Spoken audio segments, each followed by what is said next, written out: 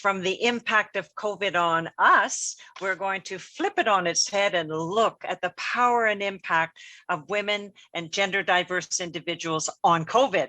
So across the Atlantic to Liverpool University, it's my great pleasure to welcome to the screen Dr. Supriya Garakipati to tell us a little bit about her revelations on her academic study in the first 4 months of COVID. Over to you, Supriya. Welcome. Thank you, Betsy. Hello, everyone. It's a great pleasure and a privilege to join you today. I'm a gender economist based at the University of Liverpool.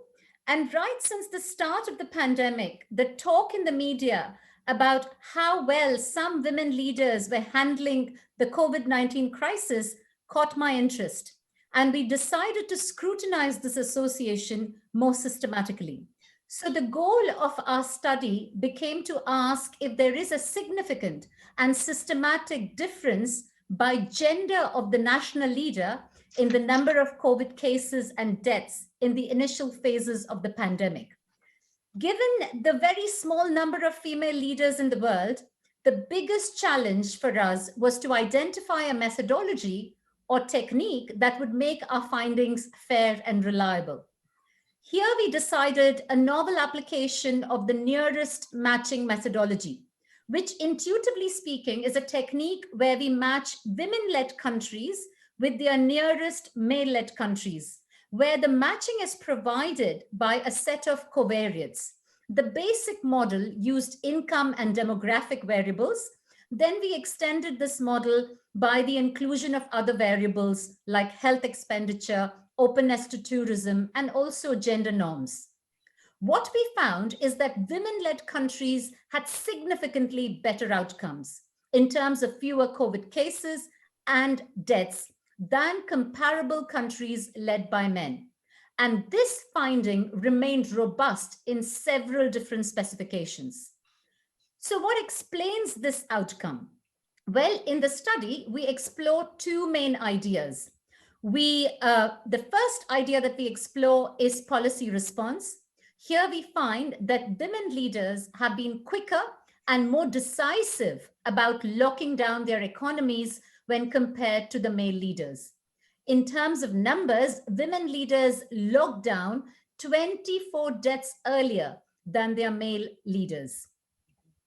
Now, it has been suggested that women leaders may have done this because women are more risk averse.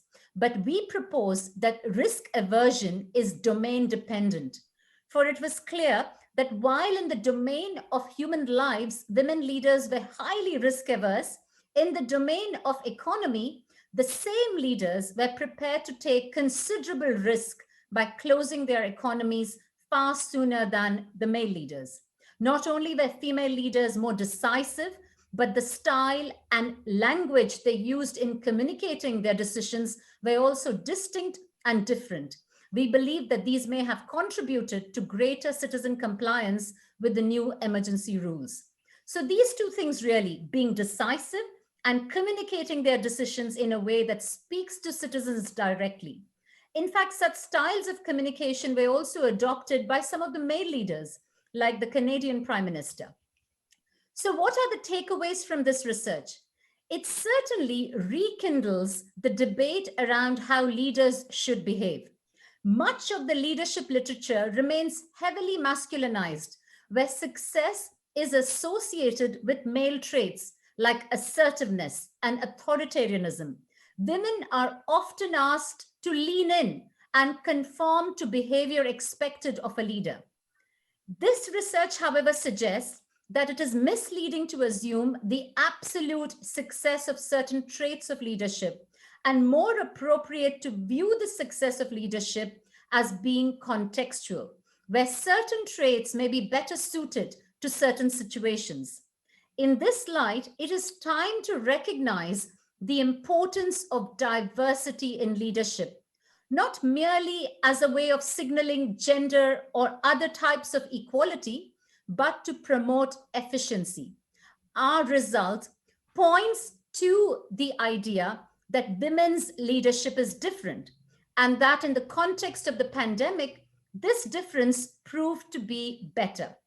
Given the challenges countries and organizations face vary in nature, it seems clear that diversity in leadership will prove to be a major advantage in managing and minimizing risks in the future. Such diversity then is not simply a matter of equity, but it becomes a matter of efficiency. Thank you. Thank you, Supriya, from across the ocean and on your screen, the Prime Minister of New Zealand. How exciting to have you foster relationships between our continents.